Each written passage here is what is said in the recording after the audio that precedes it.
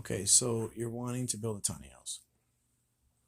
Okay, so what you're going to do is it's building, think of it like building a house on a trailer frame. You're not thinking of it as turning your trailer into a house, but rather putting a house on a trailer. Okay, makes it easier to design. So what you're going to do is you're going to build a floor, wall structure, all that good stuff. Okay, all your main support beams, and you're going to incorporate them together. Okay, there's lots of videos online on how to do that. Okay, so your walls, for instance, are not added to the floor, but rather part of the floor, which gives you extra structural support. And you're going to want to put some angled pieces probably through your walls at some point to keep the structure. It's not necessarily required. If you've got a lot of other beams running in other directions, it may not matter, but you want it as light as possible, and those angled supports can help you keep the weight down. From there, you you then insulate your floor. So your floor is essentially plywood that's on the trailer frame. Okay, you're laying that directly on the trailer frame. Now, mind you, you're going to build your floor first, and then you're going to put it on the trailer. So it's you make a 2x4 frame for the right size. You attach plywood on one side. Then you flip the thing up, you put it on the trailer, bolt it on. So it's got to be bolted into the frame. Okay, which there's a whole section online on how to do that as well. Do that properly. You don't want to weaken your trailer frame, so do it properly. And then from there, then you insulate, run wiring and plumbing, whatever you got to do for your design into the floor. And then once you've done that, then you insulate it. And then once you've insulated it, you put plywood on top or whatever it is you're using for floor, and you're done. Okay, now that's your floor. And you're going to do the same template for your walls and the same template for your roof, except minus the roof, you're going to want to put something else on top. So what I'm doing with mine is with the one I'm currently working on now is I'm going to be putting using wood planks for the roof, and then on top of the roof I'm adding what's called corrugated plastic. It's not aluminum, it's plastic. And the reason I'm using the plastic is to provide an extra layer of protection for the roof. Now, if I end up getting some decent solar panels, then the corrugated plastic won't even be used. Okay, so it depends on where you're putting solar panels. You're not going to want to rely just on solar power. You want to also have wind generation as well. So between solar power and wind generation, you've got plenty of water coming, or plenty of hydro coming. If you want to gain additional electricity during a rainy day, then I suggest using a wind generator with a water wheel instead. Okay, you can manufacture your own water wheels pretty much however you need. It just takes a few minutes, and you add them to your generator, and you have a generator attached along the downspout for your eaves trough. So if you put eaves troughs on there, and the water's got to come down, has runoff, right? It comes down the eave, it goes down the drain pipe. You have your water wheel at the base of that drain pipe. And what happens is that's going to spin every time the water's rushing down from the rain, and it's generating electricity on a rainy day. So it's just extra power, right? Super simple thing. They don't cost much to do. You can go on Wish and get a motor for under $30. You know, wire that in the same you would with the other ones, and simply, bam, done. You need some batteries. Don't use lithium ion. I'm begging you, don't do it. Those things are dangerous if they don't charge right. So you're better off with lead acid batteries. I know they don't hold as much of a charge as lithium ion batteries, but they're cheaper mostly, and they're not going to blow up on you. They're not going to burn your house down. They go bad, they go bad. You get rid of them, you replace it. Not a big deal. It's a car battery, right? You're better off with that than you are with lithium ion batteries. Okay, so because lithium ion, they have to charge very specifically, and because you're using both wind generation and solar power, you're going to have fluctuations. And if the controller has a problem and it's no longer able to send power per the needs, to make sure that the needs are met for the lithium ion batteries, your lithium ion batteries will catch fire and you'll burn your house down. And if you're in it, you're dead. So don't do that. Use lead acid batteries. They're heavier. They don't give as much of a charge, but they're way safer. Okay. And if you've got enough method of creating electricity, you're not going to have to worry too much about relying on batteries anyway, because they'll charge pretty fast. Okay, so just bear that in mind. Now, other than that, you want to, when you do your walls, you want to insulate them properly, same as you would with a house, and same with your roof, your floor, all of it. Okay. Remember, weight is key. So if you have, say, on your wall designs, most walls will have beam every 6 inches to a foot apart. Okay. But if you say have, for example, a 6.5 foot wide trailer, okay, and you're using, I don't know, 3 beams, right? You can run an angle beam. It's an angle beam running from each post going in each direction. And that'll actually give you a shorter beam for your wall, which lightens your trailer by a little bit and still provides the same support as if you had 2 extra beams in there, right? So you're saving a little bit of weight because they're not straight like the whole height. They're just an angle. So it can help, right?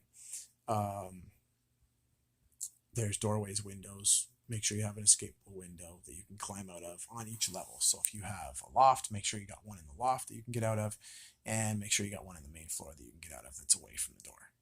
And that's really all you need for fire code. Minus, of course, any wood stove that you use, which I strongly recommend a wood stove. Use a camper stove if you're using a 10-foot trailer. You don't want to use a full wood stove. You'll cook yourself to death because it's gonna get that hot in there. So use like one of those tent stoves. The tent burners, like the Chef Alpine or something. Those are great. And actually, it's bigger, than the Cubic Grizzly, which I thought I was actually going to get one. But the problem with the Cubic Grizzly I found is it's not as deep as, say, the Chef Alpine. So I found that even though the model's made way better with the Cubic Grizzly because it has the fired stone in it, and it will last a lot longer. The problem with it is, and it's pretty too to watch, but you're not going to have a long lasting fire. It won't go through the night. So, and neither will a Chef Alpine, but it'll burn longer because it's deeper and it can hold a full length, decent log.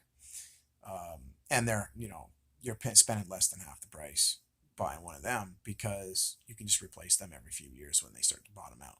But they're made out of steel. They last a long time. So you're okay. And you get a few other amenities with the Chef Alpine that I like too. Downside, it's not as pretty to look at. And you want to wall mount them too. So any wood stove you get, wall mount it. So that way you don't have to worry.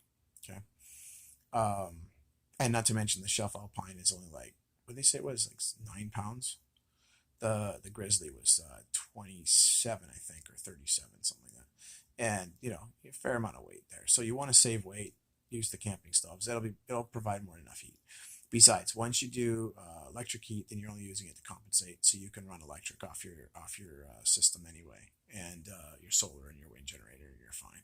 So it's just during the night, you'll want to rely on your wind generator and your wood stove. During the day, you're running off electric, so you don't even need the wood stove unless you're cooking.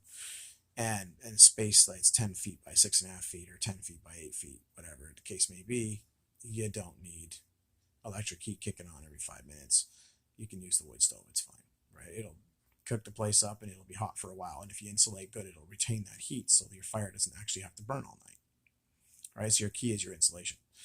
I will also put a port in one of the walls. Pick a wall that's kind of naked and keep it that way. And then you can put a air conditioner in there, just a small one. Don't use like anything more than a 5,000 BTU and you're fine. And you get one of those little fans for your wood stove to help blow air, and they don't run off anything. They run off heat. So as the heat rises, it turns the fan, blows the air, and helps to circulate the air a bit. And you're good. And if you happen to be able to design yours with a tall ceiling, put a ceiling fan in. Please put a ceiling fan in. Because what that'll do is help push the hot air back down and keep your loft from getting too hot. Use ladders or storage, mix of storage steps, so like steps that you can use for storage, and or any other ingenious ways you can come up with, using same items more than once, in order to get up to the loft. So there's different ways you can do things. Use a wet bath, compost toilet with a shower. That way you're not wasting water. And I would get a couple of those blue barrels and use one to collect water, and then with a filtration system you can add there, which is super cheap to do if you do it right, using screens and other stuff. You can filter out your water. It goes into another tank, and bam, done. And that other tank you can drink out of. So that way you get all the junk out of the first tank and it drains to a second tank. Use gravity. You don't need a pump. Just use gravity. Your pump would be used to feed it to the trailer for your sake of your shower, and that's it. And you can literally support a family in a 10-foot trailer. You wouldn't have to be on the grid. It would cost you nothing. Don't rely on propane. I mean, if you got a barbecue, fine, but I mean, otherwise don't. Because you don't need it. You really don't. It's helpful when you're on a trip, but if you want to live on one, you don't want to rely on propane. I consider that a fire hazard as far as I'm concerned. It's dangerous. And not to mention the fact that if you're out in the middle of boondocks, you're not going to be able to just go and get a refill of propane. So you want electric burners, you want your wood stove, stuff like that. You can use to cook and boil and do whatever you got to do. So you really don't need all that other crap. It's just a waste of money, and it's a waste of space, and it's a waste of resources when nature provides everything you need, right? Use repurposed wood to save money. Always go with a load D or a load E tires with a brand new rim that match your trailer, and might be helpful depending on your trailer and your design to add new additional leaf springs to your trailer. So any guys that understand that would be like, yep, because it increases your load, right? Also double check your trailer. So if you buy a utility trailer, it's not going to have a proper axle capable of building a tiny house on, versus an old pop-up, for instance, that's going to have a 5,000 pound limit, right? So you want to look at the load capacity and then match it according to the load capacity and your needs. Okay, so that's pretty much it. They're pretty self-explanatory. Look up on, if you want to know how to do a wind generator, look up, do it yourself wind generator. You'll see it. It looks like a farm kind of thing. It's really cheap. He uses alternators, car alternators to do it. But you can buy motors that do the same thing off of like Wish and stuff. That's really cheap. So you can just look at the power outage, like how much what the output's going to be, and see what provides you the best output. The higher the output, the more energy you're going to create, and the more you can use. I think that's it. If you're really into off-grid, another option that most people don't consider is you can do oil lamps for light. And the reason I suggest that is because you got foodstuffs, and any plant life in the area. You can make a fire outside, and there's a way to make your own oil out of plant stuffs, and that oil can be used for your oil lamps. So no hydro on your lamp, just use your oil lamps. I would still put in one or two lights just to make sure, but I mean, you can use oil lamps and hang them from the wall or the ceiling or something. They're fine. It makes black oil. You have bark in there, grass in there, whatever. So it works. Anyway, good luck with your projects, and don't forget to comment if you're working on one and let me see what it's all about. Maybe I can give you some pointers. Have a nice day.